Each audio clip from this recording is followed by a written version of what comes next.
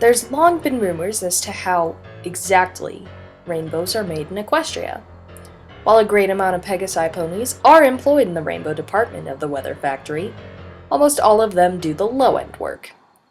What's known as the great streams of spectra, the individual colors of the rainbow, flow through large grates into vast vats.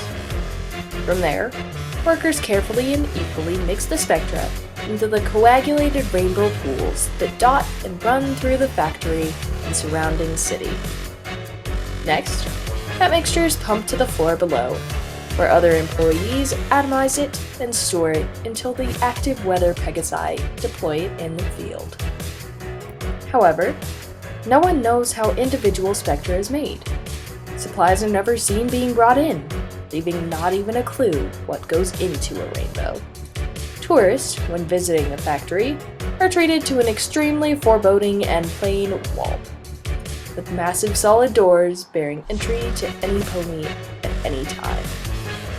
While most of the facility's various signs and architecture is bubbly and welcoming, the Rainbow Factory's upper floor was protected by harsh imagery of potential hazards and death, and the cloud wall was not made of the clean white the rest of the city, but of a black, quietly thundering fog. To welcome an employee of the upper Rainbow Factory means sacrificing any life outside of those black walls. Workers are sworn to secrecy and forbidden from leaving, and live inside the facility itself. Those few who ever managed to make it out not in a body bag were twisted and disturbed, too damaged to ever bring themselves to talk about it. A lot of theories were proposed: dark magic from captured unicorns, chemicals and environmental hazards that no sane pony would tolerate, and even thoughts of another unknown sister of Celestia's, destined to create the spectra instead of raise a son or a maid. None of them could be farther from the truth. Come on, Orion! We're gonna be late for our final test! Scootaloo called to a friend of hers. She was older now, in her last year of flight school. She, like all the other Pegasus in the school, was terribly nervous of the final test.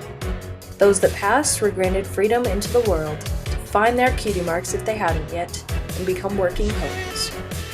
A little known, or at least little thought about fact, was of what happened to the fillies that failed their test. While uncommon, one or two from every class generally didn't have it in them to perform the rigorous acts and maneuvers. Those that failed their test were looked down upon in the worst of ways, shunned and hated. Cloudsdale had always bred a form of nationalism amongst its occupants. If you weren't the best, or didn't show the potential of being the greatest, you weren't allowed to be part of the glorious collective. Scootaloo moved a little to the side as Orion, a tall yet fairly skinny pony, settled next to her. He fluffed his light brown feathers and gave a worried attempt at a smile as he stared around where he sat. They were sitting in the large open waiting room overlooking the Coliseum, with all the other graduating Pegasi. Just visible in the distance was the factory. Orion glared at it and gulped. What's the matter, Orion? You afraid of getting a dead-end job on the snow line? Orion chuckled a little bit, and then closed his eyes and sighed. No, it's just... I don't know. I don't think I can do this. What if I fail? What if I don't fail? But I do just bad enough to still be disliked by everyone. I don't know if I can take being deported. Where do we even go anyways?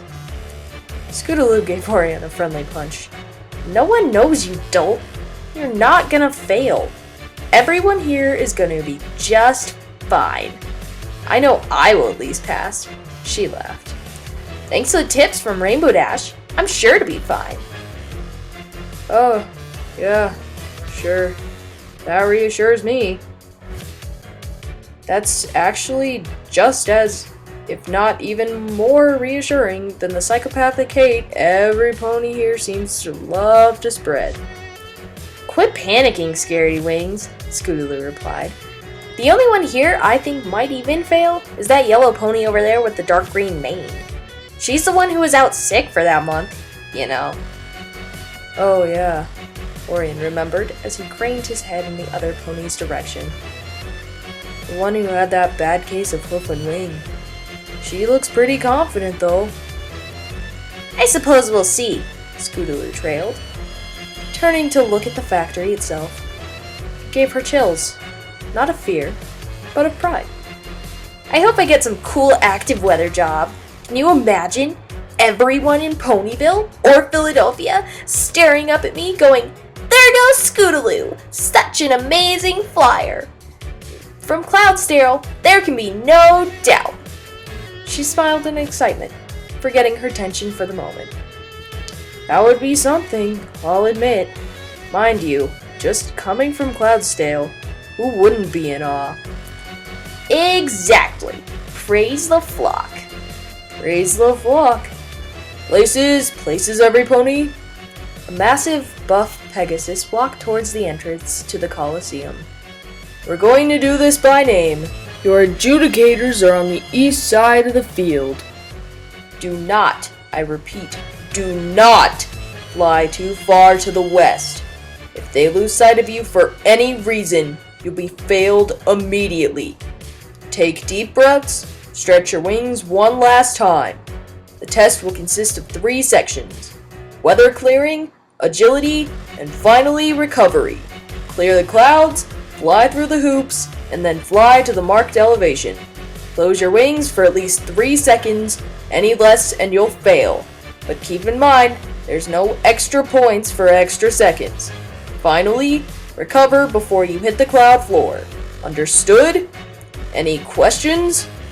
The instructor passed and carefully glanced at every single pony in the room. Everyone's eyes were completely focused on him, and none were creased with confusion. All right, Rorodon, you're up first. Clear, fly, fall, complete. The yellow pony nodded and walked quickly up to the starting ramp with purpose. She stared at the watching judges, waiting for a nod from all 3, and then took off with powerful force. The ramp bounced slightly from the force of the takeoff.